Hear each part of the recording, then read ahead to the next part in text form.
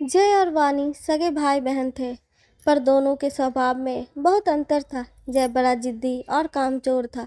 वह स्कूल में जी चुराता था, जब तब किसी न किसी बच्चे को पीट आता था। माता पिता का कहना ना मानता था। इसके विपरीत वानी सबका कहना मानती, मन लगाकर पढ़ती, माँ के साथ काम भी करती, साथ ही सबसे अच्छा व्यवहार करती, बड़ों का आदर सम्मान करती। जय का बिगड़ जाने का सबसे बड़ा कारण उसके माता पिता थे। वह कहते कि बेटा खरा सिक्का होता है और बेटियां खोटा सिक्का होती है। उस परिवार में अनेक वर्षों बाद लड़का हुआ था। दादा दादी, माता पिता सभी ने उसे सिर पर चढ़ा रखा था। बात उसके मुंह से निकलने की देर थी कि उसकी जिद पूरी कर दी जाती थी। जय की आदत बन गई कि वह अपना हट पूरा करके ही रहता।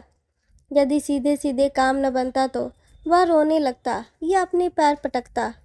शुरू में तो वह बच्चा था, बड़े होने पर अपने आप समझदारी आ जाएगी, यह सोचकर उसके माता पिता ने उसकी हरकतों पर ध्यान ही नहीं दिया।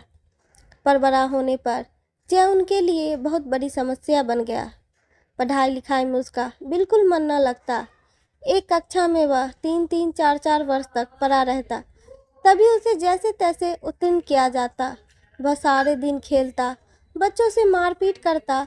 उसके माता पिता समझा समझा कर थक गए कि वह मन लगाकर पढ़े। उस पर कोई असर ही नहीं होता। उसके सामने पुस्तक खुली रहती और वह इधर उधर देखता रहता। घर पर पढ़ाने के लिए अलग अलग तरह के शिक्षक की नियुक्ति भी की गई, पर वह भी सब बेकार। बच्चा ही न पढ़े तो शिक्षक भी क्या कर सकता है। अब जय के पिता उसके लिए बड़े ही चिंतित रहते। वह चाहते थे कि थोड़ा बहुत तो पढ़ जाए, जिससे बड़ा होकर अपना जीविका का निर्वाह कर सके। अब वह 16 वर्ष का हो चुका था, पर अभी भी वह 7वीं कक्षा में ही था। उससे 2 वर्ष छोटी वानी अब 10वीं कक्षा में आ गई थी। वानी पढ़ने में होशियार थी। स्कूल से भी उसको कोई न कोई पुरस्कार मिलता ही था। माता पिता ने बेटी की सदा उपेक्षा की, पर उसके गुण उन्हें आकर्षित करने लगे। वह वानी की प्रशंसा करते तो जय चीर उठता और किसी न किसी बहाने से वानी को तंग किया करता, उसे मारता। वानी इसे भी चुपचाप से सह जाती।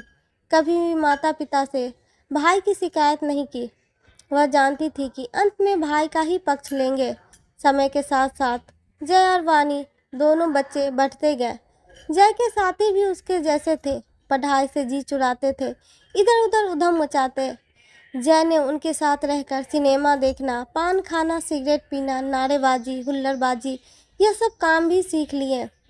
पढ़ने वाले अच्छे बच्चे सदा जय और उसके साथियों से दूर ही रहना पसंद करते थे, क्योंकि किसी से भी झगड़ा मारपीट करना आदि इनके बाएं हाथ का खेल था। एक बार छात्र संघ के चुनाव पर जय और उनके साथियों ने विद्यालय में खूब हुड़दंग मचाया, तोड़फोड़ की, मारपीट की। परिणाम यह हुआ कि प्राचार्य जी ने उसे क्रोधित होकर विद्यालय से निकाल दिया। जय के पिता ने बहुत प्रयास किया, पर उसे विद्यालय में फिर से प्रवेश नहीं मिला। अन्य दूसरे विद्यालयों में भी अनुशासनहीनता की रिपोर्ट के कारणों से उसे नहीं लिया गया। परिणाम यह हुआ कि अब जय को घर ही बैठना पड़ा। जय के पिता बूढ़े हो चले थे। जय की चिंता उन्हें हर समय दुखी करती। विद्यालय से यूं अपमानित होकर निकाले जाने तथा गलत रास्ते पर चलने की प्रेरणा देने वाले साथियों का साथ भी छूट गया। अब जय कुछ गंभीर हो गया। पड़ोसियों और रिश्तेदारों की शंका भरी निगाहें अब सहते सहते वह अपनी गलतियां समझने लगा। जय के पिता बीमार रहने लगे। एक दिन उन्होंने जय को अपने पास बुलाया और कहा, देखो जय, आज तक तुमने मेरी बातें अधिकतर यूं ही अनसुनी कर डाली और उसका फल भुगत ही रहे हो। अब मैं अंतिम बार तुमसे कुछ कहने का प्रयास कर रहा हूँ। यूं बेकार घर बैठे या घूमने से क्या लाभ होगा। यदि तुम चाहते हो तो मैं तुम्हें छोटी सी दुकान खुलवा दूंगा। मैं तो अब बूढ़ा हो गया हूँ, कभी भी भगवान के घर से बुलावा आ सकता है। नौकरी के समय जो थोड़ा बहुत पैसा बचाया है, उससे वानी की शादी भी करवानी है। हमारे पास न अपना मकान है, न ही कोई संपत्ति। मैंने तुम्हें बच्चों के लिए ही सारा पैसा खर्च कर दिया। न जाने कितने अरमान से तुम्हें पाला था। कहते कहते जय के बूढ़े पिता की आंखों से आंसू बहने लगे। पर जल्दी ही उन्होंने अपने आप पर नियंत्रण कर लिया और फिर से गंभीरतापूर्वक कहने लगे, तुम अच्छे प्रकार से सोच समझ के 2-4 दिन में अपना निर्णय मुझे बता देना। कहीं ऐसा न हो कि मेरे जाने के बाद तुम दाने दाने के मोहताज हो जाओ।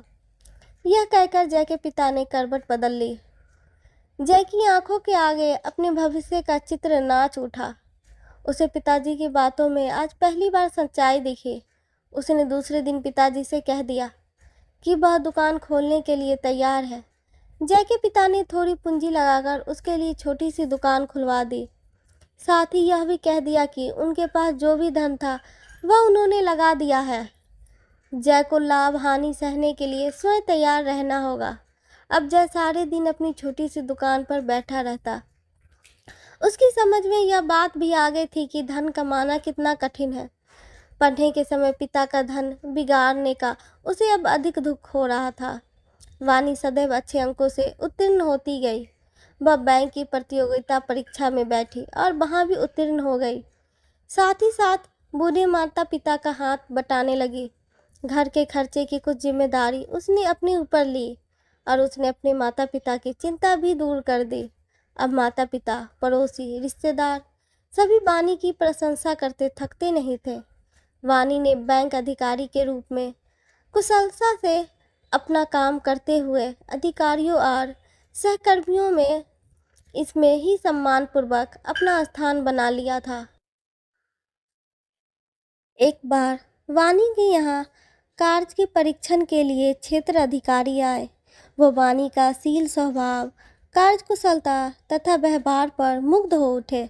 उन्होंने वानी के घर का पता पूछा और दूसरे दिन उसके पिता के पास जाकर अपने पुत्र के लिए उसे वधू बनाने के लिए इच्छा व्यक्त की। उनकी बातें सुनकर वानी के पिता खुशी से फूले नहीं समाये। उनकी आंखों से आंसू बहने लगे और मुंह से अचानक ही निकल पड़ा, बेटी तो खरा सिक्का निकली और बेटा खोटा सिक्का। वानी के ससुराल वालों की इच्छा अनुसार जल्द ही सादगी पूर्व समारोह में उनका विवाह हो गया। अब घर की जिम्मेदारी पूरी तरीके से जय पर आ गई थी। पिता की पेंशन घर का खर्च चलाने के लिए पर्याप्त न थी। जय भी अब गंभीर हो गया था। वह स्थिति को समझने लगा था। वह सारे दिन परिश्रम करता, तब कहीं जाकर कुछ आय होती। जय यही सोचता कि यदि वह माता पिता का कहना मानकर मन लगाकर पढ़ाई करता तो आज वह वानी के भांति अच्छी नौकरी पर होता, सुखी संतुष्ट रहता और सभी से आदर पाता। पर अब पछताने से होता भी तो क्या। उसने जीवन का सबसे अमूल्य समय, विद्यार्थी काल व्यर्थ ही गंवा दिया। अब तो वह परिस्थिति के अनुसार जीवन चलाने के लिए